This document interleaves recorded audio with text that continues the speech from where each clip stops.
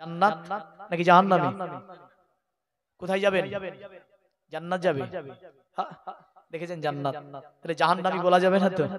না, রাসূলুল্লাহ আপনার মিশকাতে বলেছেন তোমরা আল্লাহর কাছে সবচেয়ে বড় জান্নাতের আহ্বান করো। জোরে বলেন সুবহানাল্লাহ। সুবহানাল্লাহ। এই কথা বলো না আল্লাহ ছোট্ট জান্নাতটা আমাকে দাও, এই কথা বলবে না। রাসূলুল্লাহ বলছে তুমি আল্লাহর কাছে বলো সবচেয়ে বড় জান্নাত চাও। সুবহানাল্লাহ। তাহলে আমরা বলছি জান্নাতে যাব। হিন্দুকে যদি জিজ্ঞাসা করেন তুমি কোথায় যাবে, কি বলবে? যে তুমি মরার পরে কোথায় যাবে, কি বলবে গো? কি বলবে? বলবে স্বর্গে যাব। দলিতকে যদি বলেন তুমি বলো মরার পরে কোথায় যাবে, বলবে স্বর্গে যাব। কেউ তো নরকের নাম নাই, না নাই। খ্রিস্টানকে যদি জিজ্ঞাসা করেন তুমি বলো মরার পরে তুমি কোথায় যাবে, বলে জান্নাতে যাব। আদিবাসীকে যদি জিজ্ঞাসা করেন তুমি বলো কোথায় যাবে মরার পরে, বলে স্বর্গে যাব। আর মুসলমানকে যদি জিজ্ঞাসা করেন তুমি কোথায় যাব, বলবে জান্নাতে যাব।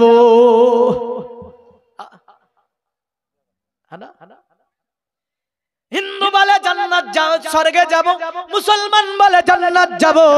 কিন্তু এই স্বর্গে জান্নাতে যাবার জন্য একটাই রাস্তা ছাড়া আর রাস্তা নাই। জোরে বলবেন না সুবহানাল্লাহ। সুবহানাল্লাহ। মুসলমান তোমারও যে রাস্তা জান্নাতে যাওয়ার জন্য, এই হিন্দু ওটাই হচ্ছে একটাই রাস্তা। অনেক আবার ঘুরে ঘুরে বুঝায় যে না এমিন দিয়ে ঘুরে এসে ওরা ঢুকবে। এই অমিন দিয়ে নয়, স্বর্গে যাওয়ার একটাই রাস্তা। কটা রাস্তা? একটাই রাস্তা স্বর্গে যাওয়ার। আল্লাহর কোরআন বলছে শোন, স্বর্গে তুই যদি যেতে চাস তাহলে তুই সত্যবাদী হয়ে যাবি, সৎপরায়ণ হবি, ধৈর্যশীল হবি, হকের উপর থাকবে। আল্লাহ সূরার মধ্যে তিনটি কথা বর্ণনা দিলেন। আল্লাহ বলছে ভাবে ওয়াল আসর ইন্নাল ইনসানা লাফি খুসর ইল্লাল্লাযীনা আমানু ওয়া আমিলুস সলিহাতি ওয়া তাওয়াসাউ বিল হক ওয়া তাওয়াসাউ বিস সাবর। জোরে বলেন সুবহানাল্লাহ। আল্লাহ বলছে আমি আসরের কসম করছি, নিশ্চয় মানুষ ক্ষতির মধ্যে পড়ে আছে। ইন্নাল ইনসানা লাফি খুসর, মানুষ ক্ষতির মধ্যে পড়ে আছে।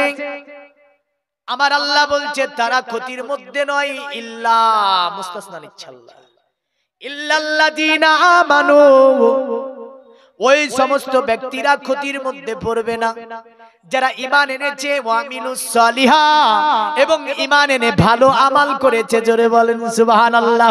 অতঃপর আমার আল্লাহ বলে এক নাম্বার ঈমান এনে ভালো আমল করা, দ্বিতীয় নম্বরে আমার আল্লাহ বলেন ওয়াতাওয়াসাউ বিল হক, আর যারা সত্যের উপর প্রতিষ্ঠিত আছে, হকের উপর দণ্ডীমান আছে, ওয়াতাওয়াসাউ বিস সাবর, এবং যারা প্রতিটি বিষয়ে ধৈর্য ধারণ করলো। এই তিনটি গুণ জান্নাতের মধ্যে পাওয়া যাবে। জোরে বলবেন না সুবহানাল্লাহ। এই তিনটি গুণ জান্নাতের মধ্যে পাওয়া যাবে। এবার আসেন, সুবহানাল্লাহ। এখন আমি বলেছি জান্নাতে যাওয়ার জন্য একটাই রাস্তা। মুসলমান বলছে জান্নাতে যাব, হিন্দু বলছে জান্নাতে যাব, খ্রিস্টান বলছে জান্নাতে যাব, দলিত বলছে জান্নাতে যাব, আদিবাসী বলছে জান্নাতে যাব, শিখ বলছে জান্নাতে যাব, সবাই বলছে জান্নাতে যাব। আহলে সুন্নাত ওয়াল জামাত বলছে জান্নাতে যাব, দেওবন্দি বলছে জান্নাতে যাব, তাবলিগি জামাত বলছে জান্নাতে যাব, লোহাবি বলছে জান্নাতে যাব, লামাজাবি বলছে জান্নাতে যাব, এমন করে যত 70টা ফির 72 73টা ফিরকা সবাই কি বলছে? আরে কেউ তো বলছে না জাহান্নামে যাবে, সকলে বলছে জান্নাতে যাবে। এই জান্নাতে যাওয়ার জন্য একটাই রাস্তা, বলবো খুব ইম্পর্টেন্ট জায়গা। সকলেই বলছে জান্নাতে যাবে। এবার কে যাবে?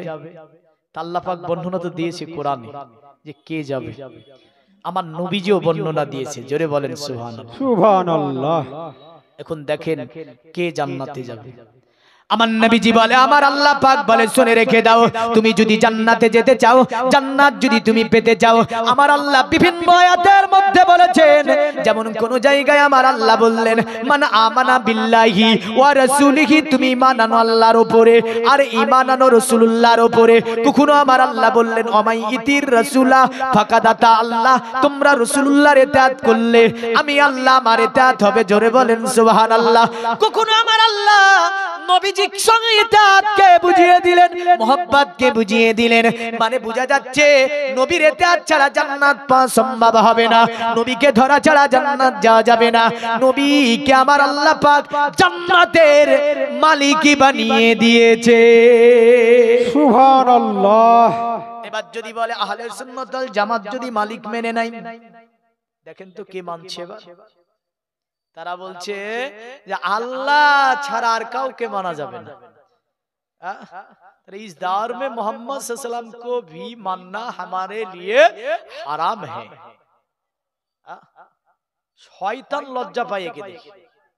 শয়তান বলে যে আমি পৃথিবীতে অনেক শয়তানি করেছি, এত বড় শয়তানি করতে পারিনি, মানে তোর মতন তুই যা করেছিস। আমি জীবনে বলতে পারিনি যে মোহাম্মদকে মানা যাবে না। তো ইবলিস শয়তান বলছে যে আমার কাজ অনেক সহজ হয়ে গিয়েছে, কয়েক কটা এজেন্ট লাগিয়ে দিয়েছে, বুঝলেন তো, ওই এজেন্ট গুলো নিয়ে কাজ সারছে। আর ইবলিস বসে আছে, বসে বসে বলছে এজেন্ট তোরা কাজ সার, মানে অফিসার সেজেছে ইবলিস এখন, আর ওরা এজেন্ট নিয়ে রেখেছে।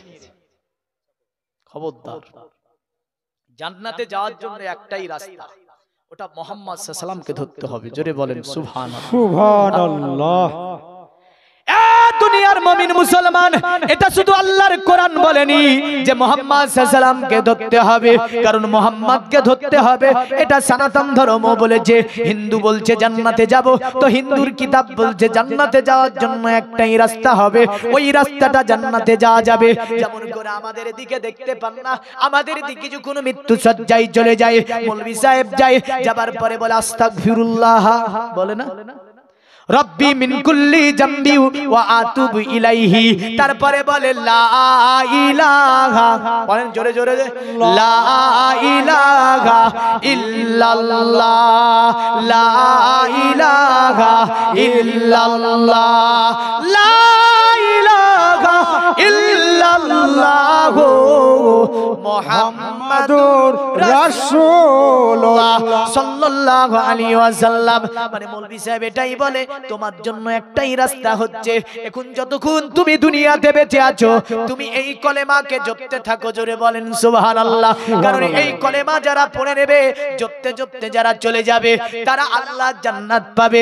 এই কারণে নবীজি বলেছেন মান ক্বালা লা ইলাহা ইল্লাল্লাহ ফাদাখালাল জান্নাহ, যারা লা ইলাহা ইল্লাল্লাহ পড়বে তাকে জান্নাতের মধ্যে প্রবেশ করানো হবে। তবে শর্ত হচ্ছে ওই ব্যক্তিকে নবীর হতে হবে। জোরে বলেন সুবহানাল্লাহ। কারণ নবীর না হলে জান্নাত পাওয়া সম্ভব হবে না, নবীর না হলে জান্নাত যাওয়া সম্ভব হবে না। নবীজি বলেন তোমরা কলেমাটা পড়ে নাও। আর সনাতন ধর্মের মানুষ আপনার বুঝলেন, আমাদের তো মসজিদে গিয়ে ইমামকে ডেকে এনে পড়িয়ে নেয় এটা। আর সনাতন ধর্মের মানুষ তাদের ব্রাহ্ম বলে একটা জাতি আছে, এই ব্রাহ্মণ ছাড়া তারা কিছুই করতে পারবে না। আপনার ব্রাহ্মণেরা আপনার কোথায় যাবে? ব্রাহ্মণ জাতি উঠবে মন্দিরের ওপরে, পূজা দিবে তারা, ফল নেবে তারা, আপনার যা কিছু পূজা দেওয়ার পরে অবশিষ্ট থাকবে প্রতিমার কাছ থেকে তাদের আপনার ব্যাগের মধ্যে যাবে।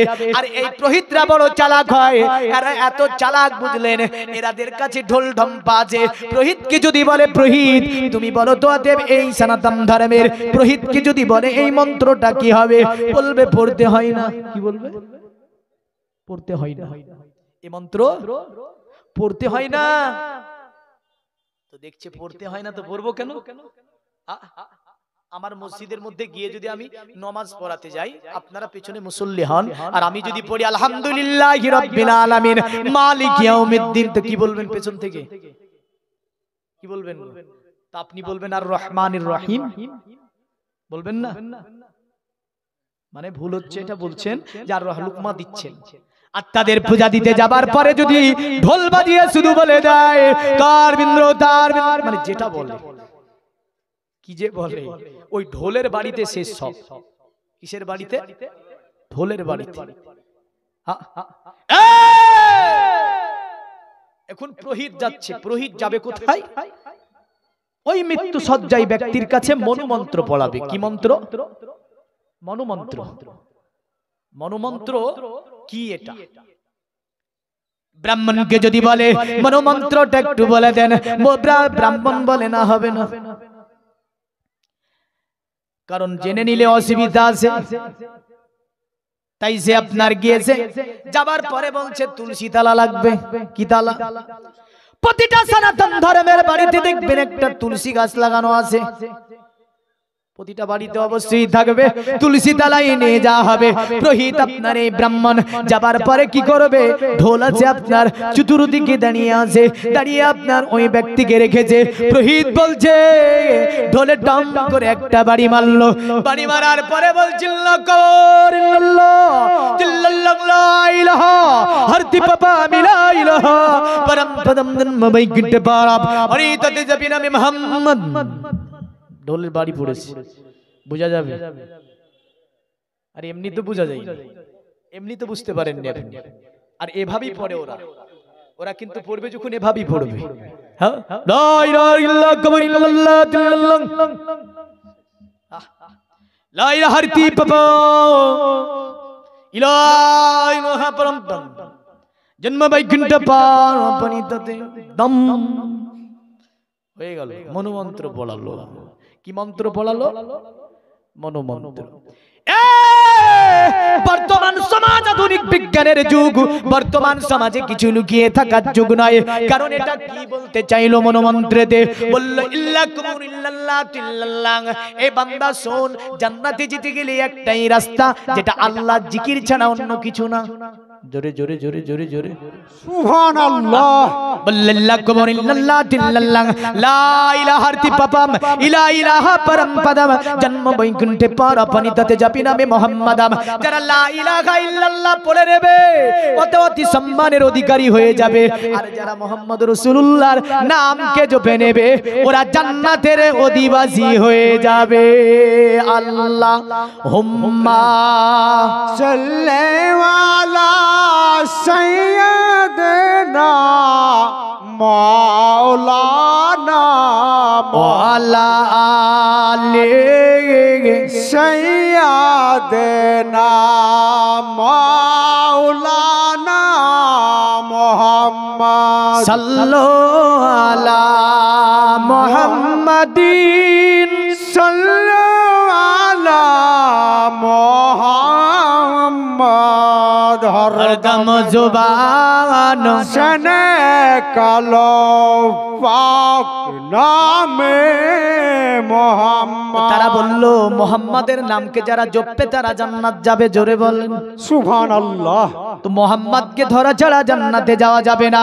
যদি আহলে সুন্নাত ওয়াল জামাতের মধ্যে নবীজির প্রেম ভালোবাসা থেকে যায় তারা জান্নাতে যাবে, আর যদি না থাকে তা যাবে না। এখন দেখি কার মধ্যে আছে। আপনি দেখতে পাবেন আহলে সুন্নাত ওয়াল জামাত ছাড়া যত মাযহাব নতুন বেরিয়েছে তাদের মধ্যে নবীজির গীবাদ, নবীজির দুশমনি, নবীজির আপনার শানে বেদবিমূলক আচরণ করা, নবীজির শানে বেদবিমূলক কথা বলা যদি আপনি দেখতে যান, যত নাম দিয়ে নতুন কিছু বের করেছে তার মধ্যে পাওয়া যায়।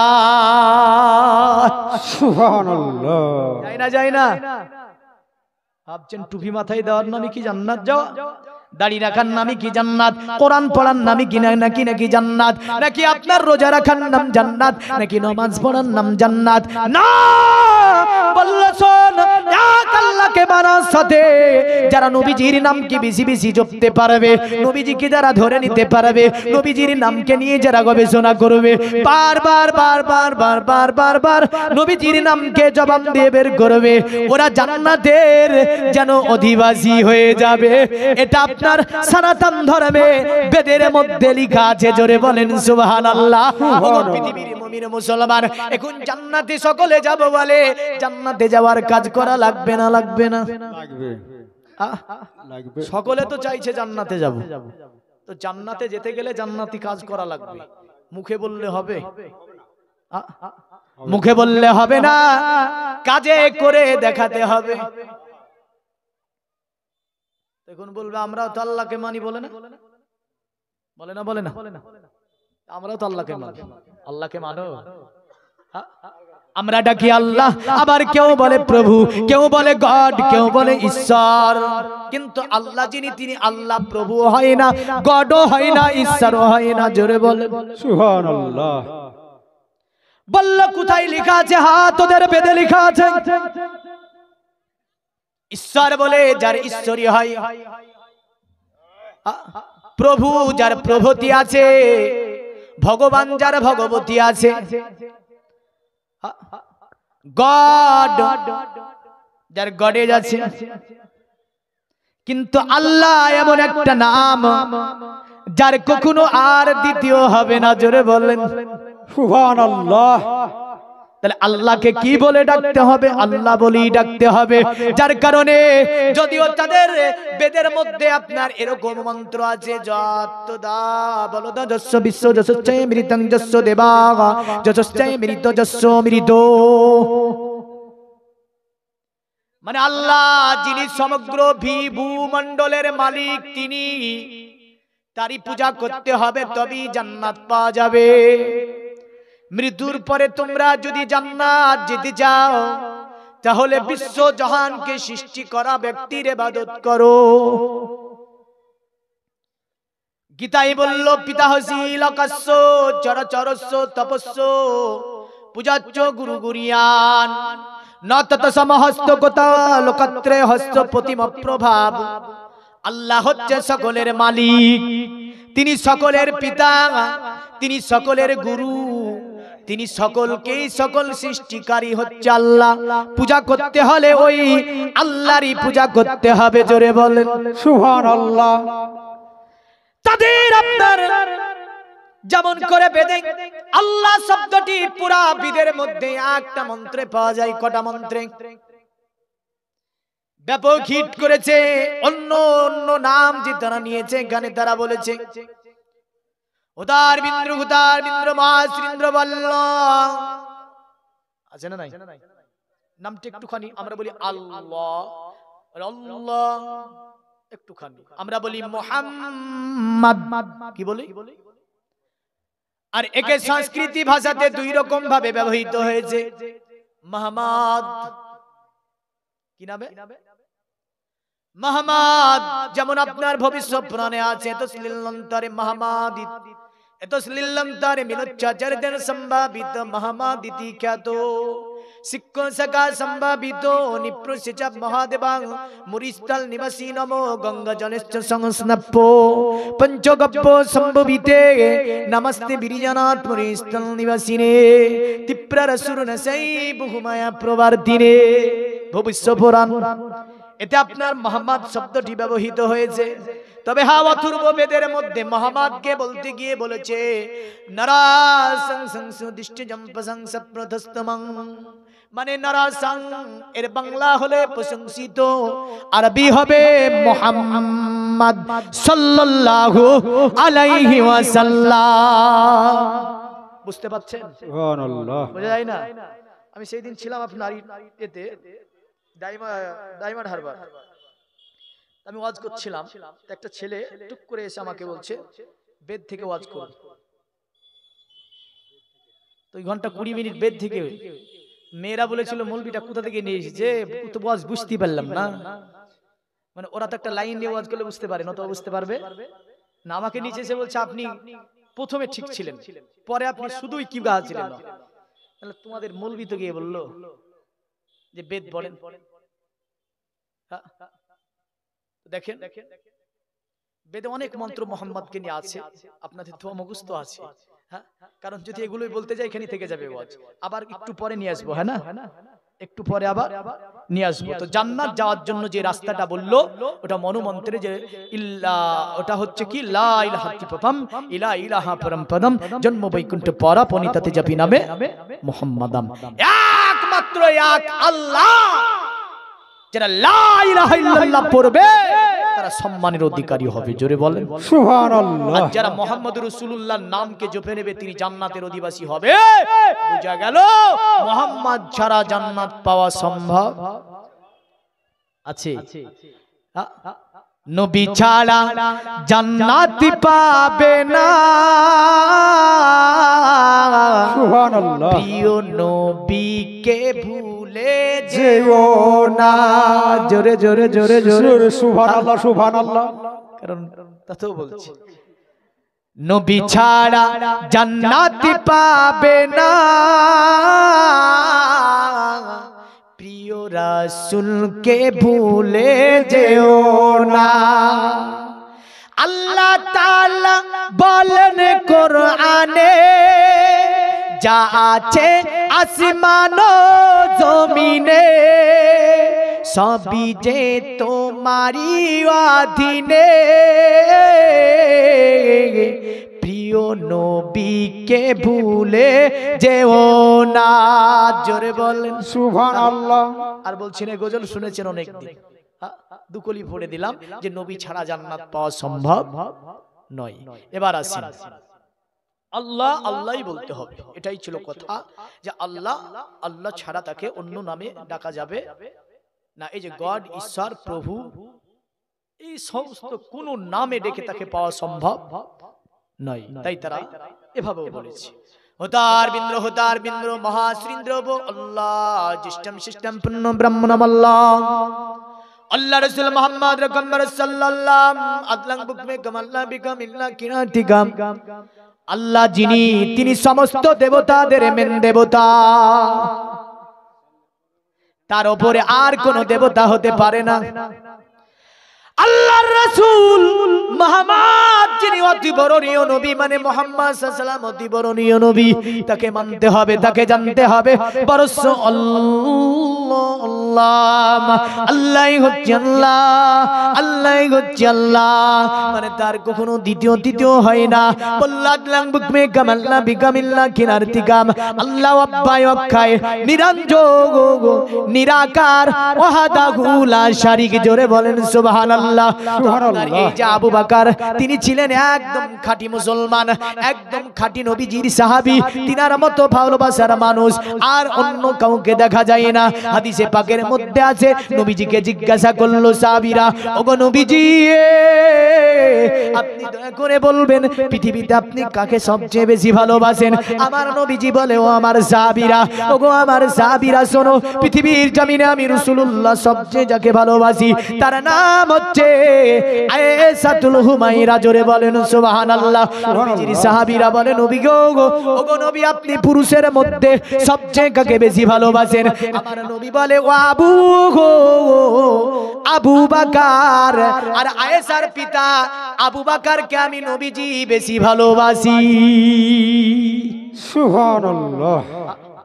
আবু বকর সিদ্দিক রাদিয়াল্লাহু তাআলা আনহু মক্কার জমিনে কুয়াফার বাড়িতে বড় হতে লাগলো, বুঝলেন? সালমান কথা মোতাবেক জীবনে কুয়াফা মন্দিরে নিয়ে যায়নি, আর কারণ আবু বকর জীবনে পূজাও করেনি। তবে তাজ্জুবের বিষয়, আপনার আবু বকর এমন ছিলেন যে সময় আরবে মোটামুটি প্রায় আপনার মদ্যপান করত, কিন্তু আবু বকর জীবনে কোনোদিন ইসলাম কবুল করার পূর্ব কোনোদিন আবু বকর মদের গিলাস পর্যন্ত স্পর্শ করেনি। এর নাম ছিল আবু বকর। জোরে বলেন সুবহানাল্লাহ। আবু বকরের কথা শুনলে হবে না গো, একটু মানতে হবে।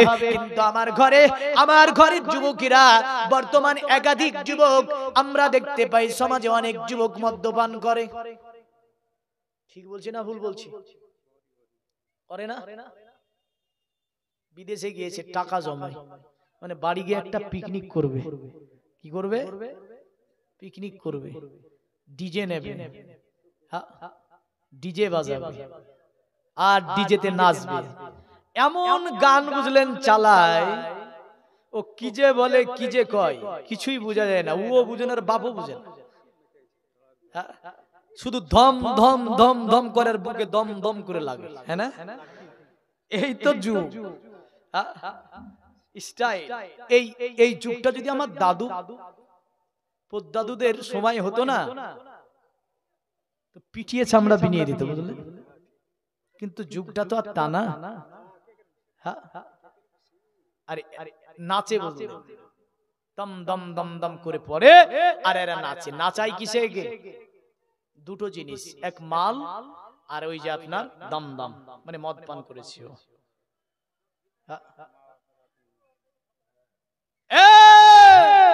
পৃথিবীতে সবচেয়ে বড় যেটা গুনার মা, যেটা সমস্ত গুনার মা হচ্ছে মদ। সমস্ত গুনার মাকে মদ। কিন্তু আমার সমাজের কিছু যুবক এখনো মদ পান করে। খবরদার, একদিকে যদি খিঞ্জির শুকরের গোশত রাখা হয় আর একদিকে মদ রাখা হয়, দুটোই হারাম। হারাম না? হারাম না? দুটোই হারাম। আপনাকে বন্দি করে দেওয়া হলো এক জায়গায়, বন্দি হয়ে আছেন, একদিন, দুদিন, 3 দিন, 4 দিন, 5 দিন খেতে দেয়নি, তবুও দুটি হারাম আপনার উপরে। খেতে যদি চায় তাহলে দেখা যাচ্ছে আর ক্ষুধার তাড়নায় খেয়ে ফেলছে, তবুও বলছে মদটা যেন না খায়। কোনটা না খায়? মদটা যেন না খায়। কারণ মদ খেলে সেন্স হারিয়ে যাবে, বহু কারণ আছে। মদ খেলে সেন্স হারিয়ে যাবে, তোবা করতে হয় কি হয় না বুঝতে পারবে না। আর এটা খেয়েও যদি বেঁচে থাকে, হারামটা খেয়েও যদি বেঁচে থাকে, আল্লাহর কাছে তোবা করার সুযোগ আছে, সেন্স ঠিক থাকবে। থাকবে না? থাকবে না? খাওয়ার পরে পরই তখন তোবা করতে লাগবে যে কত বড় অন্যায় করে ফেললাম।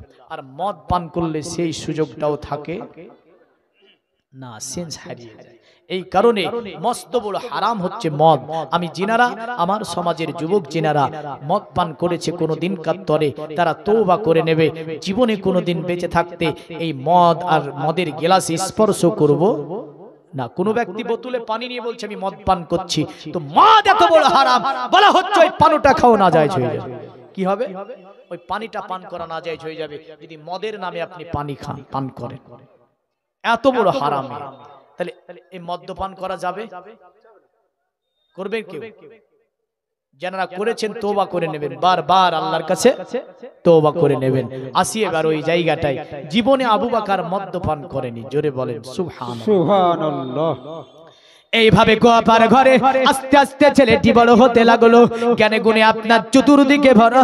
এমন করে আবু বকর সিদ্দিক আকবর রাদিয়াল্লাহু তাআলা আনহু মক্কার জমিনে নেতা হয়ে উঠলেন তিনি। কারণ বিচার আচার যা হয় আবু বকরকে যেতে হয়। এমন করে নিপীড়িত মানুষের পাশে আবু বকর গিয়ে দাঁড়ায়, অত্যাচারিত মানুষের পাশে গিয়ে আবু বকরকে দিয়ে দাঁড়ায়। এমন করে পদদলিত মানুষের কাছে আবু বকর গিয়ে দাঁড়ায়। কারণ এই আবু বকরের আখলাক চরিত্র ছিল পৃথিবীর জমিনে অতি উত্তম চরিত্রের মানুষ ছিল তিনি। জোরে বলেন সুবহানাল্লাহ। এ জনগণ, এ মুসলমান, আবু বকর সিদ্দিক মক্কাতে যখন 360টি ভূতের পূজা চলে, ওই সময় আমার নবীজি কাবা মুআজ্জামার পাশে গিয়ে বললেন লা ইলাহা ইল্লাল্লাহ মুহাম্মাদুর রাসূলুল্লাহ সাল্লাল্লাহু আলাইহি ওয়াসাল্লাম।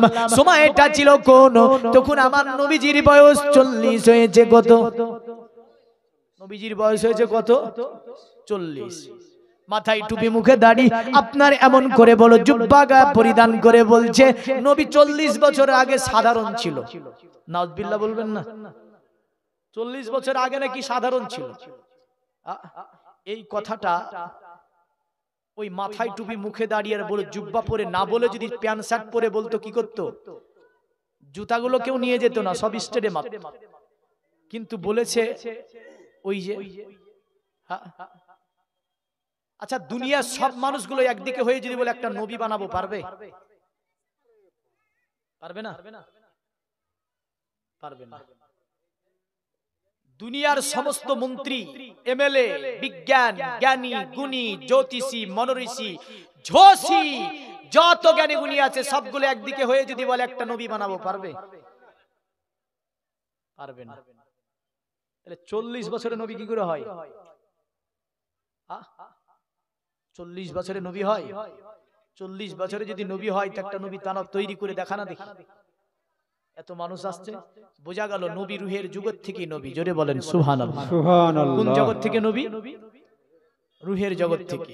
এনি আপনার সিরাত ইবনে খালদুন আপনার তিনি সিরাত গ্রন্থের মধ্যে মুকদ্দমা ভূমিকা অংশে তিনি লিখেছেন আন-নাকসুল বাসারিয়া আলা সালাসাতি আসনাফ।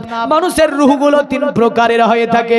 এক হয় নবীদের রূহ, দ্বিতীয় হয় ওলিদের রূহ, তৃতীয় হয় সাধারণ মানুষের রূহ। জোরে বলেন সুবহানাল্লাহ। রূহের জগতে আমার আল্লাহ নবীদেরকে নবী করেই তৈরি করেছে। এই ভ্রান্তকর আলোচনায় পড়বেন না যে 40 বছরে নবী হলো, যাই হোক আমার নবীজি যখন কলেমার দাওয়াত দেন তখন মক্কাতে বড় বেঈমান বেদিনের আপনার অত্যাচার, কাবাতে বাৎসরিক দুটি কোলে মেলা হয়, বুঝলেন, ছেলে মেয়ের ভিড় ভাট্টাগোল হয়, যেখানে আমার নবীজি তাদেরকে ইসলামের দাওয়াত দেয়। আর আমাদের দিকে কিছু মানুষ আপনার বলছে নবী করেছে আমরাও করছি দাওয়াত। কি বলছে? নবী করেছে আমরাও করছি। তা আমি বলি চল যেখানে কীর্তন করে ওখানে গিয়ে বলি তো দেখি মাইক নিয়ে। ওখানে যাব না। কেন যাবি না? পিঠে চামড়া বিনিয়ে দেবে। দেবে না? দেবে না? কিন্তু আমার নবী দাওয়াত দেয় একদম কাবা মুআজ্জামার কাছে উকাজো মেলা, জিলকাদ মাসের উকাজো মেলা, বিরাট একটি মেলা। ওই মেলায় ছেলে মেয়ের ভিড় ভাট্টাগোল হয়, বুঝলেন, যেটা একদম অবৈধ। অবৈধ না? অবৈধ না? অবৈধ। আর ওই অবৈধ কাজ আমাদের কিছু কিছু জায়গায় হচ্ছে না? হচ্ছে না? ছেলে মেয়ের ভিড় ভাট্টাগোল হয় না? আর আমাদের ঘরের যুবকেরা তো বুঝলেন মেলা পেলি হলো, মানে মেলাতে ঠেলা খাওয়া যায় না? মেলাতে ঠেলা খাবে। আমি আপনার যাচ্ছি নদিয়া প্রোগ্রামে, তো পাটকাবাড়ির ঘাট পার করতে গিয়ে পূজা ডোবানো সব সময় বিরাট জ্যাম, বুঝলেন। চাবিটাকে উঠিয়ে গাড়ি থেকে পকেটে রাখলাম, কেউ যদি নিয়ে নেয় ওর মধ্যে। এদিকে সব দিকে মানুষ, শেষের দিকে দেখছি আশেপাশে যতটা ছেলে সবগুলো মুসলমান। আমি তাজ্জুব হয়ে গেলাম যে এরা এসেছে একটা উদ্দেশ্য নিয়ে, উদ্দেশ্য নিয়ে এসেছে। এই ব্রাহ্মণ গোত্রের পণ্ডিতেরা, আমি তোমাদেরকে বলবো, তোমাদের ধর্মের মধ্যে যদি আপনার এটাকে অবৈধ বলা থাকে কেন বলতে চাও না? তুমি কি জানো শুধু মুসলমান সমাজে এটা বলেছে তা নয়, সনাতন ধর্ম লেখা আছে অদং পස්සপ্পম প্রি সনাতন পদগহরো মাতে কস্পলক দসন্ত সারি ব্রহ্ম ভুবিতো। পৃথিবীতে ছেলে এবং মেয়ে এক জায়গায় হতে পারবে না। যুবক যখন রাস্তা দিয়ে যাবে যুবতীকে দেখে টিটকারি মারতে পারবে না। কি সুন্দর কথা বললে। যুবক রাস্তা দিয়ে যখন যাবে তুমি তোমার হালকুম থেকে নিয়ে একদম ঘাটনুর উপর পর্যন্ত ঢেকে দেখো, ঘাটনু পর্যন্ত। আর এখন যুবক আপনার আন্ডার পরে চলাফেরা করে, আর নারী তো বলছে তুই আন্ডার পরলে আমি জাঙ্গা পরবো। কিছু কিছু, সবাইকে বলছি না কিন্তু। তার জন্য আপনার রাস্তাঘাটে চলতে ভয় পাওয়া যায় না। নবীজি 1500 বছর আগে এই বিষয়টি বলে গিয়েছেন। আমার নবীজি এমন একটা জামানা আসবে যে জামানায় হাতে আগুন রাখা যতটা কঠিন হবে তার চেয়েও বেশি কঠিন হবে ঈমান রাখা। রাস্তাঘাটে গাধার মতো আচরণ দেখা যায়, আপনার কুত্তার মতো আচরণ দেখা যায়। রাস্তাঘাটে যুবক যুবতীর আচরণ আমরা দেখতে পাই, বুঝলেন। এত নোংরামি চলছে রাস্তাঘাটে। আজকে বলেন তো জান্নাত কি অতি সস্তা? বললো শোনো নারী, ও নারী, তোমার পোশাক কেমন হবে? বলে তোমার পোশাক হবে পায়ের তালু থেকে নিয়ে একদম মাথার তালু পর্যন্ত। জোরে বলেন সুবহানাল্লাহ। আর যুবককে বললো, রে যুবক, তোর পোশাক হবে হালকুম থেকে নিয়ে একদম ঘাটনু পর্যন্ত। কিন্তু যুবক এখন আবার ছিড়া প্যান্ট। কি প্যান্ট গো? ইহুদি কত চালাক দেখেছেন? ইহুদি দেখছে মুসলমানের হাঁটু বের করলে তো নামাজ হবে না। হ্যাঁ, হাঁটু বের করে তো নামাজ পড়তে পারে না। তো এমন সুট দেব ওদেরকে, হ্যাঁ, যে নামাজই হবে না। তো এতখানা ছিড়া, বুঝলেন। আবার ছিড়া প্যান্টের দাম বেশি। ভাইরে আধুনিক স্টাইল, এমন স্টাইল যদি আমার দাদু পদ্দাদুর জামানায় হতো পাক দিয়ে সাহারে ফেলে দিত। দিত না? দিত না? যে ছিড়া প্যান্ট, হ্যাঁ, নতুন প্যান্ট পরে যা চাচনাক দেখে মনে হয় যে সত্যিকারই প্যান্টটা ছিড়া, কিন্তু দেখা যায় ছিড়া প্যান্টের দাম বেশি গুণা। আর চুল কাটতে গেলে তো ব্লেড লাগে না, ব্লেড লাগে না, বুঝলেন। কে বলছে গিয়ে ঘাড়ে রাখো, সামনে কেটে ফেলো, যা আছে সব কেটে ফেলো। কে বলছে দুই সাইড কাটো, মধ্যখানে মুরগার মতো করে রাখো, মানে মুরগা হবে। হ্যাঁ, আছে না? নাই? এই ভুল বলছি? মানে মুরগা, শয়তান কাট, বুঝলেন। এটা ইবলিস কাট বলে, কিছু ইবলিস কাট আছে, মানে একদম, বুঝলেন, নামার করছি না ওই জিনিসের। এটা চিকন করে মুরগার যেমন একটা ফুল থাকে এইভাবে রেখে দিয়েছি, নবীজির হাদিস আছে এর উপরে। আল্লাহর নবী বলেছেন আখিরি জামানাতে কিছু মানুষ দেখা যাবে যাদের মাথায় একদিকে চুল থাকবে আর একদিকে থাকবে না, এক জায়গা খাপড়া খাপড়া খাপড়া খাপড়া হবে। কে বলছে আমার নামের এন, তো মাথায় নাকি এন লিখতে হবে, তো চুল কেটে এন লিখেছে। কে বলছে আমার নাম ইয়েস, নামের প্রথম অক্ষর ইয়েস, তো চুল কেটে এস লিখছে।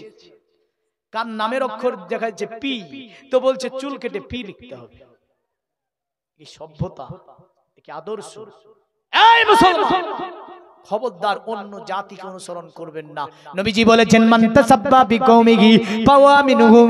পৃথিবীর জমিনে তুমি যে জাতিকে অনুসরণ করে চলবে, যে জাতির স্টাইল মেনে চলবে, যেমন চলাফেরা করা, এই সমস্তগুলি অন্য জাতির সঙ্গে যদি তোমার লাইফ স্টাইল মিলে যায়, কাল কিয়ামতের দিনে আমার আল্লাহ তোমাকে ওই জাতির সঙ্গে উদিত করবে। পৃথিবীর মুমিন মুসলমান তো আপনার বেদে বলল মাতে কাসমলা কদা সন্তাসারি ব্রহ্মভূমিত নারাজারি হবে, তাদের পায়ের তালু থেকে নিয়ে মায়ের মাথার তালু পর্যন্ত ঢাকা থাকবে। বলল পণ্ডিত গো, ওগো পণ্ডিত, যদি কোন নারী এর বিপরীত চলাফেরা করে, বলল যদি কোন নারী এইভাবে চলে, অতএব ঢেলে দুলে চলে, অশ্লীল পোশাক পরিধান করে, যার চলাতে অন্য পুরুষ আকৃষ্ট হবে, নারীকে দেখে পৃথিবীতে ওটা নারী হতে পারে না। যে নারী হিলে দুলে চলে, ডানে বামে এদিক ওদিক তাকায় আর যুবকদেরকে আকৃষ্ট করে, ওই নারীটা সমাজে নারী নয়, ও হচ্ছে ধূর্ত শগুনের মতো। কিসের মতো? শগুন বুঝেন? ধূর্ত শগুন আছে এগুলি। তো বলছে ওটা নারী কিথে? যে নারী অন্য যুবককে আকৃষ্ট করতে চাইছে, ও নারী নয়, ও হচ্ছে ধূর্ত শগুন। আর এখনকার যুবকেরা বুঝলেন, এরা ফাঁকও পেয়েছে, বলে ভালোবাসা করা যায় যাচ্ছে, ও লিখে দেয় প্রেম করা যায় যাচ্ছে না, হ্যাঁ, নিজে নিজে ফতোয়া বানায়, বুঝলেন? হ্যাঁ, তুই একবার মরে দেখ, তোর প্রেম করা ছুটিয়ে দেবে আল্লাহ। ইসলামে বিলকুল হারাম, নিঃসন্দেহে হারাম, এতে কোনো প্রকারের সন্দেহ নাই। যা কিছু প্রেম প্রীতি ভালোবাসা মোবাইলে হোয়াটসঅ্যাপে চ্যাটের মধ্যে যা কিছু করছে অন্য বেগানা নারীকে নিয়ে, সব ইসলামে হারাম। একটা আশ্রয় দেওয়া হয় নি, শুধু ইসলামে না, অন্য ধর্ম হারাম, অবৈধ বলা হয়েছে, মনে রাখবেন এটা। ভাবছে যে আমি আছি এক জায়গায়, আমার হয়তো কিছুই হবে না, আমার হয়তো কিছুই হবে না। না, মাসালা তোমার জন্য চেঞ্জ হবে না, যে মাসালা মাসালাই থাকবে। আসি, তাহলে নারী পুরুষ এক জায়গায় হওয়া এটা হচ্ছে মহাপাপ। আমার নবীজি বললেন খবরদার, যে বাজার অতএব পৃথিবীর জমিনে যে জায়গাতে নারী পুরুষ ভিড় বাট্টাগুলো হয়, পৃথিবীর জমিনে সব নিকৃষ্ট জায়গা ওই বাজারটা। যে বাজারের মধ্যে নারী এবং পুরুষ একত্রিত হয়ে ভিড় বাট্টাগুলো করে, এ যুবক খবরদার জীবনে কোনো পূজা মণ্ডপীতে যাবি না, খবরদার জীবনে কোনোদিন পূজার মেলাতে যাবি না, জীবনের আমাল সব নষ্ট হয়ে যাবে। শিরকের গোনা নিয়ে সেখান থেকে ফিরে আসতে হবে। পূজার মণ্ডপীর কোনো মাল ক্রয় করবি না রে যুবক, শোন, কারণ পৃথিবীর জমিনে শান্তি আমার আল্লাহ কত দিয়েছে। সূরা আলে ইমরানে আমার আল্লাহ পাক বিস্তারিত বর্ণনা করেন, বলে দুনিয়ার শান্তির চেয়ে প্রভুর কাছে, তোমাদের প্রভুর কাছে সুন্দরতম তোমাদের আশ্রয় স্থল রয়েছে, যেটার নাম হচ্ছে জান্নাতুল ফিরদাউস, যার পদদেশ দিয়ে 4টি নদীর ঝর্ণা বয়ে গিয়েছে, এবং ওই জান্নাতুল ফিরদাউসের মধ্যে তুমি চিরকাল থাকবে। যদি তুমি পৃথিবীর জমিনে নিজের আত্মাকে কন্ট্রোল করে চলতে পারো, নিজের নাফসকে কন্ট্রোল করে চলতে পারো, আমার নবী বলে আমার উম্মত শুধু তাই নয়, যেখানে তোমার সেবার জন্য আমার আল্লাহ পাক 72টা হুরকে নিয়োজিত করবে। জোরে বলেন সুবহানাল্লাহ। এ যুবক, এই হুরগুলো পৃথিবীর জমিনে যত আপনার বলিউডের নায়িকা নায়ক আছে, যত নায়িকা আছে, যতই চেহারাবান যা কিছু আছে না কেন, আল্লাহ পাক জান্নাতের হুর কেমন স্টাইল দিয়েছে, পৃথিবীর সব স্টাইল গুলো তার কাছে পরাজিত হবে। জোরে বলবেন না সুবহানাল্লাহ। এ যুবক, পৃথিবীতে যত কসমেটিক থেকে নিয়ে যত ফেস ওয়াশ আছে বলিউডের নায়িকারা ব্যবহার করে, আমার সমাজেও কিছু নারী ব্যবহার করে, ব্রু ফিল আপ করে, নাকুন রেখেছি বড় বড় করে। আপনার আমার আল্লাহ বলে, এ বান্দা, এ কি স্টাইল হলো নাকি নোংরামি হলো? এ তো স্টাইল হলো না, এ বান্দরামি হলো। কি হলো? বান্দরামি বুঝেন? বাদর জীবনে কোনোদিন নাক কাটে না, কিন্তু জান্নাতের হুরকে আমার আল্লাহ এত চেহারা দিয়েছে, নবীজি বলেন জান্নাতের একজন হুর যদি অতএব কুটকুটা রাত্রিতে, কালো অন্ধকার রাত্রিতে একটা হাতকে আসমান চিনে বের করে দেয়, সমগ্র পৃথিবীকে আলোকিত করে দেবে। আমার আল্লাহ এত চেহারা দিয়েছে, জোরে বলেন সুবহানাল্লাহ। আমার নবীজি বলে পৃথিবীর যুবকেরা একটুখানি সাবধান হয়ে যাও, পৃথিবীতে আত্মাকে কন্ট্রোল করো, নাফসকে কন্ট্রোল করে চলাফেরা করো। আল্লাহ নবী বলেন শোনো, পৃথিবীর জমিনে তুমি যদি আত্মাকে কন্ট্রোল করে চলো, নবীজি বলেন ওই হুর তোমাকে 72টা জান্নাতে দেওয়া হবে, তারা সেবাতে তোমার নিয়োজিত থাকবে। আমার নবীজি বলেন তাদের চেহারা এত সুন্দর, চেহারাকে 69 ভাগে ভাগ করে এক ভাগ চেহারা মানুষকে আমার আল্লাহ দিয়েছে, 69 ভাগ চেহারা দিয়েছে জান্নাতের হুর গালিমাদেরকে। জোরে বলেন সুবহানাল্লাহ। এ তরুণ, এ যুবকেরা একটুখানি চিন্তা করে দেখো, পৃথিবীর জমিনে আমার নবীজি বলেন যত চেহারাবানী নারী হোক না কেন, জান্নাতের হুরের কাছে তারা কিছুই নয়, জান্নাতের হুরের কাছে তারা কিছুই নয়। পৃথিবীতে বিজ্ঞানের, আধুনিক বিজ্ঞানের যতই কসমেটিক মাখুক না কেন, যতই ভরু ফিলাপ করুক না কেন, যতই নাখুক রাখুক না কেন, একজন হুর যদি একদিকে দাঁড়িয়ে যায়, পৃথিবীর আপনার সমস্ত সুন্দরী নারীরা যদি একদিকে দাঁড়িয়ে যায়, তাহলে হুরের কাছে যে চেহারা আছে তার 1% হবে না। কাদের দেওয়া হবে? জান্নাতীদেরকে। জোরে বলেন কাদের দেওয়া হবে? জান্নাতীদেরকে দেওয়া হবে। তাহলে দুনিয়াতে একটু সাবধান হয়ে থাকতে হবে না? হবে না? হবে। একটু নিজেকে কন্ট্রোল করতে হবে, শয়তানের ওয়াসওয়াসা থেকে নিজেকে বাঁচাতে হবে। আসি তো বেদও আছে এক জায়গায় হওয়া যাবে না, এবং ইসলামও আছে যে নারী পুরুষ এক জায়গায় বেগানা হওয়া, ঠেলাঠেলি করা যাবে না। আরবের বুকে যখন এমন ঝামেলা ধর্মকে নিয়ে চলছিল, ওই সময় আবু বকর আপনার কুয়াফাত ছেলে ভাবলো আরবে এমন কি এত দেব কোন ধর্ম মানবে, মানুষ এতই ফুর্তি তৈরি করে রেখেছে, আমি আবু বকর এগুলো তো মানতে পারি না, ধর্মগুরু কোথায় পাবো, ধর্মনায়ক কোথায় পাবো? আবু বকর এক সিরিয়ার জ্যোতিষীর সঙ্গে ব্যবসা সূত্রে গিয়ে তার কথা হচ্ছে, ব্যবসা সূত্রে সিরিয়ার জ্যোতিষীকে বলছে আপনি বলেন তো পৃথিবীর জমিনে ধর্মগুরু কোথায় পাবো, ধর্মনায়ক কোথায় পাবো, ধর্মনেতা কোথায় পাবো? জ্যোতিষী বলল শোনো আবু বকর, তোমার নাম তো আবু বকর? বলে হ্যাঁ। বলে বাড়ি কোথায়? মক্কাতে। বলে মক্কাতে কোন গোত্রের মানুষ তুমি? বলে তামিম গোত্রের মানুষ।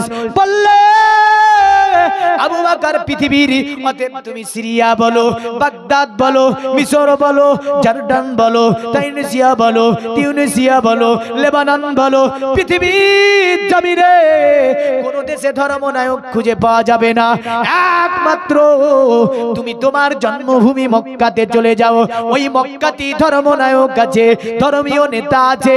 আপনার জিজ্ঞাসা করলে আপনি কেমন করে জানলেন? বলে আমি তাওরাতে দেখেছি, জবুরে দেখেছি, ইনজিলে দেখেছি, আখিরি নবী যিনি হবেন তিনি মক্কাতে আসবে, আখিরি নবী যিনি হবেন তিনি মক্কাতেই জন্মগ্রহণ করবে। জোরে বলেন সুবহানাল্লাহ।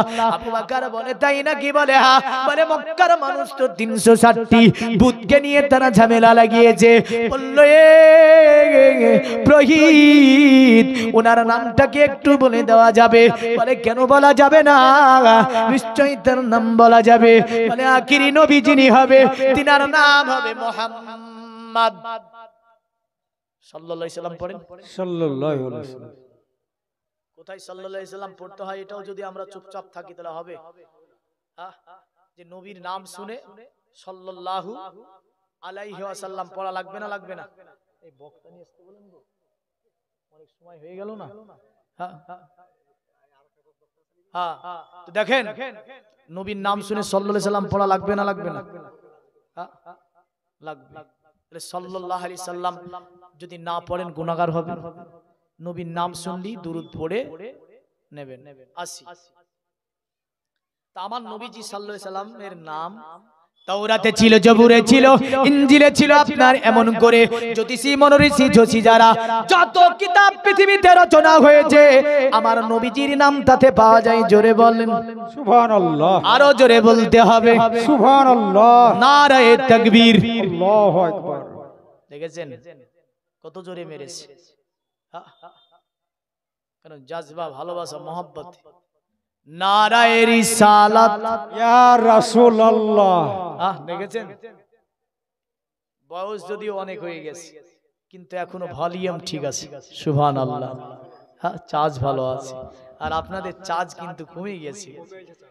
নারায়ে রিসালাত ইয়া রাসূলুল্লাহ। ইয়া রাসূলুল্লাহ। আরে দেখা দাও, বলেন ও গো নবীজি তোমারি দিদারে আশাই মোরা আছি। জোরে জোরে জোরে সুবহানাল্লাহ সুবহানাল্লাহ। কারণ নবীজি দিদারের আশায় আছেন না? দুই চোখ ভরে দেখব আল্লাহর পয়গম্বর। নারায়ে তাকবীর তাকবীর। বলতে পারে না আল্লাহু আকবার। নারায়ে রিসালাত ইয়া রাসূলুল্লাহ। নারায়ে রিসালাত ইয়া রাসূলুল্লাহ। নারায়ে তাকবীর আল্লাহু আকবার। জগতের মুমিন মুসলমান মনে রাখবেন তো ওই মক্কাতে আমার নবীজির নাম আপনার সকলে আপনার জেনে নিয়েছিল, তবে আমার নবীজির নাম মোহাম্মদ, আর একটা নাম হচ্ছে আহমদ। কি নাম? আহমদ।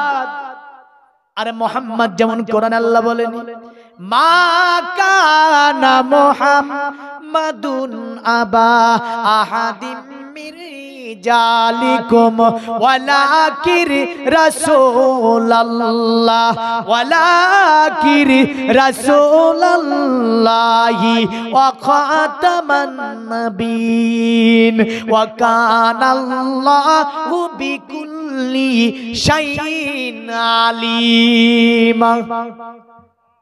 জোরে বলেন সুবহানাল্লাহ। অনেকে আছে কোরআন শরীফ পড়া জানে না, আছে না নাই? অনেকে আছেন কোরআন শরীফ পড়া জানেন। এই জাতির অধন পতন কোন জায়গাটায় জানেন? এই জাতি আজকে বিশ্বের কাছে পিটাই কেন খাচ্ছে, বিশ্বে অপমানিত, অত্যাচারিত, নির্যাতিত, পদদলিত কেন হয়েছে? 99% মানুষ কোরআন পড়তেই জানে না। ঠিক বললাম না ভুল? 99% মানুষ জানে। বুঝলেন? 1% সমাজে দেখবেন আপনি ভেরিফাই করে 1% মানুষ কোরআন শরীফ পড়া জানে। তাহলে বলেন কি হবে জাতির? আমার নবীজির জীবনে সবচেয়ে বড় মজেদার নাম হচ্ছে আল কোরআন। জোরে বলেন সুবহানাল্লাহ সুবহানাল্লাহ। আজকের এই মাহফিলে একটা উপদেশ দিয়ে যাচ্ছি, যিনারা কোরআন শরীফ পড়া জানেন না মনে মনে একটু বলে নেন তো ইনশাআল্লাহ কোরআন শরীফ পড়া শিখে নেব। জোরে বললে লজ্জা লাগবে, আস্তে বলে, আল্লাহ শুনতে পাবে। আমিও যদি না পাই, আপনি যদি না পান, আরেকজন যদি না পায়, আল্লাহ পাবে না? পাবে না? একটুখানি নিয়াত করে নিয়ে বলেন তো যে হ্যাঁ আমি কোরআন শরীফ পড়া শিখে নেব। বললেন? বলেছেন? আল্লাহকে সাক্ষী রেখে বলে যাচ্ছি, যদি আপনি কোরআন শরীফ না পড়ে না শিখে মারা যান, আমি জানি না এই শাস্তিটা আপনাকে আল্লাহ কতটুকু দান করবে, কারণ আল্লাহ আপনাকে ক্ষমা করবে কিনা বলতে পারছি না। তিনি মহান। তবে হ্যাঁ, এটা দায়িত্ব আছে আমাদের উপরে, প্রতিটা মুসলমান নর আর নারীর উপরে রাসূলুল্লাহ আমার কোরআনকে শিখা ওয়াজিব করেছে, ফরজ করেছে। জোরে বলেন সুবহানাল্লাহ। সুবহানাল্লাহ। তালাবুল ইলমি ফরিজাতুন আলা কুল্লি মুসলিমিন আল মুসলিমাত। প্রতিটা মুসলমান নর এবং নারীর উপরে এই ইলম শিক্ষাকে আমি রাসূলুল্লাহ ফরজ করে দিয়েছি। সুবহানাল্লাহ। কিন্তু আমরা আজকে অনেকটা দূরে আছি। দ্বিতীয় নম্বরে আমাদের আখলাক, আমাদের চরিত্র, আমাদের আদর্শ, আমাদের লাইফস্টাইল ইসলামের বাইরে চলে যাচ্ছে। এ থেকে একটু সাবধান হবেন। তিন নম্বরে আপনারা বাড়ির নারীদেরকে ঠিক রাখবেন, দায়ুস হবেন না। 5-6 থেকে 7 জনকে একজন নারী জাহান্নামে নিয়ে যাবে। নবী বলেছে দায়ুস লা ইয়াদখুলুল জান্নাহ, দায়ুস কখনো জান্নাতে প্রবেশ করবে না। এ থেকে বাঁচবেন, কারণ কিছু একটু পরিবর্তন আসছেন জালসা শুনে, পরিবর্তন না হলে কোনো কাজ হবে না। আমার আল্লাহ বলছে মুহাম্মদ সাল্লাল্লাহু আলাইহি সাল্লাম কোন পুরুষের পিতা নয়, আর এই নবী হচ্ছে নবীদের সমর্পণকারী নবী, কারণ আমি আল্লাহ আর কোন নবী রাসূল দুনিয়াতে পাঠাবো না। জোরে বলেন সুবহানাল্লাহ। তো কোরআনে আমার নবীজিকে আমার আল্লাহ পাক বলে মুহাম্মদ সাল্লাল্লাহু আলাইহি ওয়াসাল্লাম। আমার আল্লাহর নবীর নাম তাওরাতে ছিল এমন করে, zabure ছিল এমন করে, ইনজিলে ছিল এমন করে। আমরা দেখতে পাই আসমানি 100 সহিফা আমার আল্লাহ দুনিয়াতে পাঠিয়েছে। 100 সহিফার মধ্যে আমার নবীজির নাম ছিল। জোরে বলেন সুবহানাল্লাহ। তাহলে তো আপনার জ্যোতিষী বলল এ আবু বকর, ওগো আবু বকর, যার নাম হবে মুহাম্মদ, বলে বাবার নাম হবে আব্দুল্লাহ। কি নাম হবে? আব্দুল্লাহ। ইনার বাড়িতে যিনি জন্ম নেবে তিনার নামই হচ্ছে মুহাম্মদ সাল্লাল্লাহু আলাইহি সাল্লাম। মহাভারতে যার কারণে বলেছে কাল ক্রমে বিষ্ণু যশেতে নামেতে ব্রাহ্মণ সম্বলনগরে জন্ম লইবেন, তখন মহাবীর্য মহাবুদ্ধি কলকিতার ঘরে জন্মিবে যথা কালে দেবকার জাতরে। দুনিয়া অন্ধকারে আচ্ছন্নিত হলে বিষ্ণু যশের ঘরে একটা বড় গোত্র ব্রাহ্মণ পরিবারে, ব্রাহ্মণ একটা প্রভাবশালী গোত্রের নাম। অতএব আল্লাহ পাঠাবে যাকে বিষ্ণু যশের ঘরে। বিষ্ণু যশ শব্দটি আপনার সংস্কৃতি শব্দ। বিষ্ণু যশের বাংলা করলে হবে আল্লাহর দাস, আল্লাহর গোলাম। আরবি করলে হবে আব্দুল্লাহ। সুবহানাল্লাহ। আবু বকর মক্কায় ফিরে যাও। আবু বকর মক্কায় ফিরে আসলো, সোজাসুজি নবীজির দরবারে গেল। যাবার পরে নবীকে বলে ইয়া রাসূলুল্লাহ, ইয়া হাবিবাল্লাহ, ওগো নবীজি আপনি আমাকে কলেমা লা ইলাহা ইল্লাল্লাহ, লা ইলাহা ইল্লাল্লাহ, লা ইলাহা ইল্লাল্লাহ মুহাম্মাদুর রাসূলুল্লাহ সাল্লাল্লাহু আলাইহি সাল্লাম পড়ে ইসলামে দীক্ষিত করিয়ে নিন। আমার নবীজি তাকে কলেমা পড়ে ইসলামের মধ্যে দীক্ষিত করিয়ে দিল। হে মুসলমান, পৃথিবীর মুমিন মুসলমান, আপনাকে তাই বলে যাব, আমার নবীজির কাছে আবু বকর এসে প্রথম কলেমা পড়লো। আমাদের ইমাম যিনি নোমান বিন সাবিত আল আনসারী, তিনি বলেছেন নোমান বিন সাবিত, তিনি আপনার বর্ণনা করে বয়স্কদের মধ্যে যিনি সর্বপ্রথম কলেমা পড়েছিল। পুরুষের মধ্যে তিনি ছিলেন আবু বকর, বাচ্চাদের মধ্যে যিনি সর্বপ্রথম কলেমা পড়েছিলেন তিনার নাম ছিল আলী শেরে খোদা। মহিলাদের মধ্যে যিনি সর্বপ্রথম কলেমা পড়েছিলেন তিনার নাম ছিল মা খাদিজাতুল কুবরা রাদিয়াল্লাহু তাআলা আনহা। সুবহানাল্লাহ। তাহলে প্রথম কলেমা পড়লো, ঈমান দেখেন, ঈমান দেখেন, আমাল দেখেন। তো রাসূলুল্লাহকে জিজ্ঞাসা করছে কলেমা পড়ে কি জানেন? ওগো নবী, এই ধর্মটা সত্য নাকি মিথ্যা? আমার নবী বলে কেন ইসলাম হচ্ছে সত্য ধর্ম? জোরে বলেন সুবহানাল্লাহ। কারণ কোরআন বলে না ইন্নাদ-দীনা ইনদাল্লাহিল ইসলাম, সূরা আলে ইমরান। আল্লাহর কাছে ধর্ম বলতে ইসলাম, ইসলাম ছাড়া আর কোন ধর্ম নাই। জোরে বলেন সুবহানাল্লাহ। ইসলামই হচ্ছে আমার আল্লাহর কাছে ধর্ম। আমার নবীজি বলল ওগো আবু বকর, কেন এটা সত্য নয়? আবু বকর বলে ওগো নবী, এমন কোন ইসলাম আর কতদিন লুকিয়ে থাকবে? ইয়া রাসূলুল্লাহ, ইয়া হাবিবাল্লাহ, চলুন কাবা মুআজ্জামার কাছে যাব। একদিন তেনারা কাবা মুআজ্জামার কাছে গিয়ে ইসলাম আপনার আবু বকর সিদ্দিক আকবর রাদিয়াল্লাহু রাদিয়াল্লাহু তাআলা আনহু আমার নবীকে নিয়ে কাবা মুআজ্জামা তওয়াফ করছে। বেঈমান বেদিনেরা চতুর্দিক থেকে দেখতে পেয়েছে যেন আল্লাহর নবীর সাথে ওয়াফার ছেলে আবু বকর যেন কাবাকে তওয়াফ করছে, কাবাতে যেন তারা ইসলামিক কার্যকলাপ করছে। তাই তারা আপনার বাধা প্রদান করলো। আবু বকর বলল, এ আরবের মানুষ, তোমরা কেন আমাদের ধর্মে বাধা দাও? তোমাদের ধর্মে তো আমরা বাধা দিতে যাই না। কিন্তু তারা তো মেনে নেবে না। তারা আপনার বলল না, নতুন কাজ নতুন ধর্ম চালু করতে দেব না। আবু বকর সিদ্দিক আকবর কথোপকথনে তারা তাদের প্রতি অত্যাচার শুরু করেছিল। আমার দয়ার নবী সাল্লাল্লাহু আলাইহি সাল্লামকে কত ভালোবাসতো। আমার নবীকে নিয়ে আবু বকর বলে, ওগো নবীজি, আমি আবু বকর যদি আমি মরে যাই কোনো যায় আসে না, কিন্তু নবী গো, যদি আপনার কিঞ্চিত পরিমাণ ক্ষতি হয়ে যায় ইসলামের ক্ষতি হয়ে যাবে। ওগো নবীজি, আপনার যদি ক্ষতি হয়ে যায় ইসলাম ক্ষতির মুখে পড়ে যাবে। আমার মতো শত আবু বকর যদি ইসলামের জন্য শহীদ হয়ে যায় তবু ইসলামের কিঞ্চিত পরিমাণ ক্ষতি হবে না। সুবহানাল্লাহ। বরং ইসলাম জিন্দা হবে।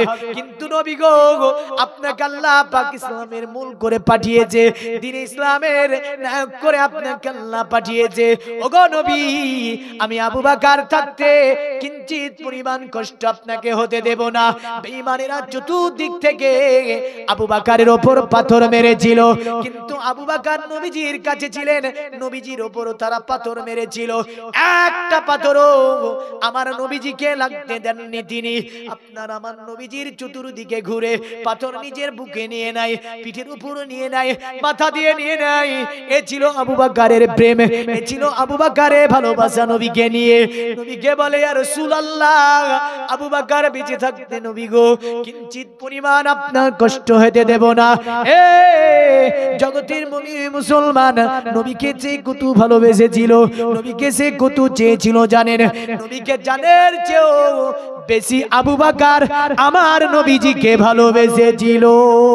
আল্লাহুম্মা সাল্লি আলা সাইয়্যিদিনা মাওলানা মুহাম্মদ আলা আলি সাইয়্যিদিনা মাওলানা মুহাম্মদ। দুই সাথীকে জোরে জোরে জোরে জোরে সুবহানাল্লাহ পাশে তে নিয়ে হায় আরামে আছো নিঝুম নিরালায়। জোরে বলেন সুবহানাল্লাহ। সারা দাও রাসূলুল্লাহ, ডাকে যে আশিক তোমার। জোরে বলবেন না? সুবহানাল্লাহ। মোহাব্বত ভালোবাসা লাগবে। ইয়া রাসূলুল্লাহ, ইয়া হাবিবাল্লাহ, নূরেতে উজ্জ্বল চেহারা তোমার, দেখিলে হারাম দুজখেরি নাম। জোরে বলেন সুবহানাল্লাহ। আমার নবীজির চেহারা নূর। এখন বলছে নবী মাটি। হ্যাঁ, আরে বেদও নবীকে নূর আছে, নূর বলেছে, মন্ত্র আছে আমার কাছে। বেদের মধ্যেও নবীকে মাটি বলার ক্ষমতা রাখেনি মনোঋষিরা। মনোঋষিরা বলতে গিয়ে বলেছে নবী নূর, মানে নবী লাইট। জোরে বলেন সুবহানাল্লাহ। সুবহানাল্লাহ। মন্ত্র আজ বললাম না, যাই হোক আছে। নূরেতে উজ্জ্বল চেহারা তোমার, দেখিলে হারাম দুজখেরি নাম। তুমি কবে দিবে এ মুলাকাত, দিদার দাও আমারে। জোরে জোরে জোরে সুবহানাল্লাহ। তুমি সুবহানাল্লাহ। কবে দিবে এ মুলাকাত, দিদার দাও আমারে। ইয়া রাসূলুল্লাহ, ইয়া হাবিবাল্লাহ, ইয়া রাসূলুল্লাহ, ইয়া হাবিবাল্লাহ, ডেকে নাও রাসূলুল্লাহ রওজা পাকের কিনারে আমি কেঁদে কেঁদে হই গো সারা ধন্য কারো দিদারে জোরে বলেন সুবহানাল্লাহ। কারণ নবীজির যদি দিদার পেয়ে যাই ধন্য হবে না হবে না ধন্য হয়ে যাবে। তো যাই হোক বলতেছিলাম নবীর প্রেম সাহাবীদের মতো করতে হবে। সাহাবী আবু বকর নবীজির জন্য চতুর্দিকে ঘুরে এত পাথর বেঈমানেরা মেরেছিল আবু বকরের আপনার রক্তে রক্তিত হয়ে গেল শরীর। আবু বকর কাবা মুআজ্জামার পাশে পড়ে গেলেন। ইতিমধ্যে যায়েদ ইবনে আরকাম আমার নবীকে নিয়ে বাড়ির দিকে আপনার রওনা দিলেন। আর বানি তামিমের মানুষেরা শুনলো আমাদের আবু বকরকে মেরেছে, তারা দৌড় দিয়ে আসলো আবু বকরকে সেখান থেকে উঠিয়ে নিয়ে বাড়ির দিকে আপনার চলে গেল। যে সময় আবু বকর আপনার অজ্ঞান হয়েছিল, জগতের মানুষ আমার নবী কেন এত ভালোবাসেন তো আবু বকরকে জানেন? আপনার বাড়িতে তামিমের মানুষেরা পুরো আপনার আবু বকরের বাড়িতে ভর্তি হয়ে গেল। বলে আমাদের আবু বকরকে মেরেছে, যদি এর বদলা আমরাও নেব। কারণ ওই সময় গোত্র টানাটানি ছিল আপনার। যদি আবু বকর কলেমা পড়েছে, মা তখন কলেমা পড়েনি। ওই সময়তে আপনার তামিমের অন্য ব্যক্তিরা কলেমা পড়েনি। তবে আবু বকর সিদ্দিক আকবর রাদিয়াল্লাহু তাআলা আনহু তিনি অজ্ঞান হয়ে আছেন বাড়িতে। আপনার জ্ঞান ফিরানোর জন্য চেষ্টা চলে। আপনার পুরো দিনটা চলে গেল, সন্ধ্যা নেমে আসলো। সন্ধ্যার সময়